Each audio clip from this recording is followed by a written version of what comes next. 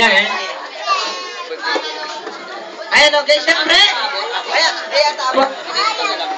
ayan, syempre, ayan, bago niya i-blow yung candle niya, okay, mag-birthday wish muna si Daddy, si Daddy. Wala lang ganun factor. Ano bang birthday wish mo para po sa anak niya? Ayan, kahit kaunti lang po. Wala na, okay na yun, okay na. Okay na tayo, partner, okay na. Okay, pakina din. Si Lola. Busy rin si Lola, busy rin sa partner. Ayan, okay. Ibabalaw nyo na yung kanyang candle. Okay na to, sabay-sabay na to mga bata. Happy birthday, sige, kailangan nyo malakas. Go!